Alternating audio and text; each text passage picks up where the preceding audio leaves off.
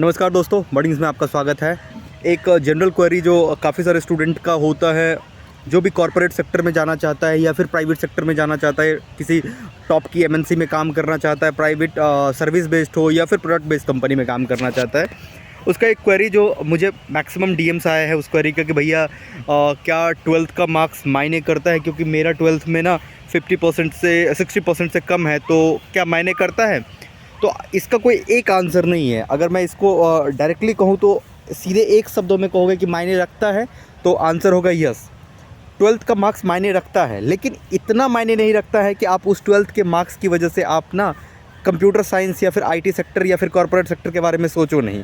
देखो, स्टार्टिंग में क्या होता है, जब आप किसी जैसे कि कुछ सर्विस बेस्ड कंपनियां हैं, जो कि जैसे कि टीसीएस हो गया, विप्रो हो गया, इन्फोसिस हो गया, कॉग्निजेंट हो गया, इन सब कंपनियों का क्या होता है, बेसिक क्राइटेरिया होता है कि अगर आपका थ्रू आउट द जर्नी आपका 60+ हो, ये होता है। लेकिन एक बार जब आपको एक्सपीरियंस हो जाता है तो फिर ये मायने नहीं रखता है। तो अब सवाल आता है कि ठीक है, तो क्या करना चाहिए।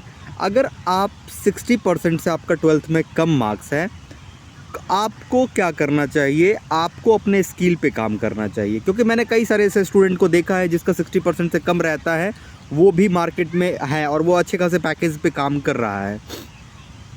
आपको क्या होगा, स्टार्टिंग में जैसे कुछ कंपनियां हैं, जैसे टीसीएस हो गया, विप्रो हो गया, इसका जो एनक्यूटी का एग्ज़ाम होता है, इस एग्ज़ाम में आप एप्लीकेबल नहीं होंगे। लेकिन अगर आप 1 साल का एक्सपीरियंस कहीं से भी ले लेते हैं, लाइक किसी भी स्टार्टअप से, अगर आपके पास स्किल है तो स्टार्टअप आपको जॉब देगी ही देगी।